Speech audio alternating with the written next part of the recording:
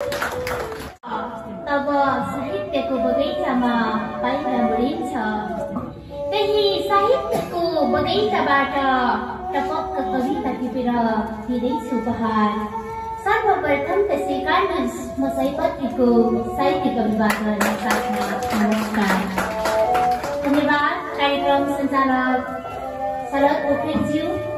आजको यस कार्यक्रमलाई सभ्य र भव्य बनाउनका निमित्त पाल्नुभएका सम्पूर्ण महानुभावहरूमा अंग्रेजी नयाँ वर्ष 2022 को साथमा नेपाली टोपी दिवसको हार्दिक मङ्गलमय शुभकामना व्यक्त गर्दछु। र आजको यस विशेष कार्यक्रममा कविता कन्सर्ट आयोजना गर्नुहुने अनिसास च्याप्टर जापान आयोजकलाई हार्दिक आभार व्यक्त गर्दै म मेरो पहिलो कविता वाचन गर्ने अनुमति चाहन्छु। मेरो पहिलो कविताको शीर्षक छ नयाँ सालको आगमनसँगै। पसिनाले निथुक्क भिजेको त्यो दौरा फेरिनु पर्छ अब। ओ भरिया दाई हेर नयाँ साल फेरिँदैछ, तिम्रो मुहारमा मुस्कान आउनु पर्छ अब नयाँ सालको आगमनसँगै। ओ मास्टर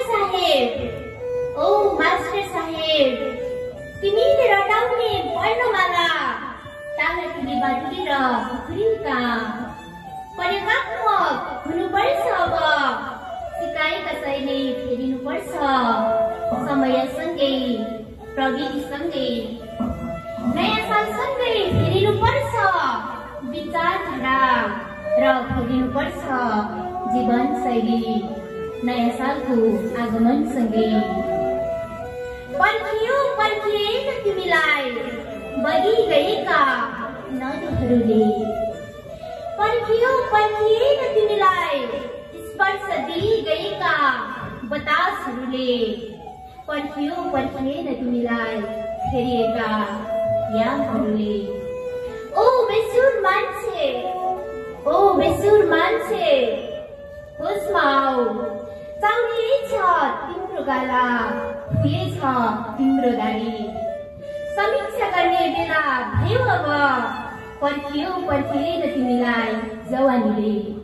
समीक्षा गर्ने बेला भयो अब, पर्खिएन तिमीलाई जवानीले। छोडी गएपछि तिमीलाई फर्केर कहिले पनि आउँदैन समय। बरु फर्किएर आउन सक्छ परमेश्वरको तिम्रो छोरा। बरु फर्किएर आउन सक्छ झरेका याम।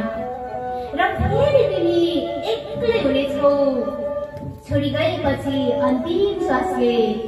हेर तिम्रो समाधिमा कहीँ आउने छैन गुलाबको फूल बोकेर तिम्रो हाल खबर सोध्न। घमण्ड केका लागि, रिस रहा केका लागि। के मरेपछि तिमीसँगै सबै चित्लाने हैसियत छ र? काठोमा गोजी सिलाएर ओ धरतीका मान्छे आऊ हात मिलाऊ, हामी आफ्नै हौ आफ्नोपन त आभास हो। एकले अर्कोलाई प्रेम गरौँ, हेर साल फेरिँदैछ, फेरि छोडेर जाँदैछ हामीलाई हाम्रो जवानीले। के घमण्ड हो त्यो रूपको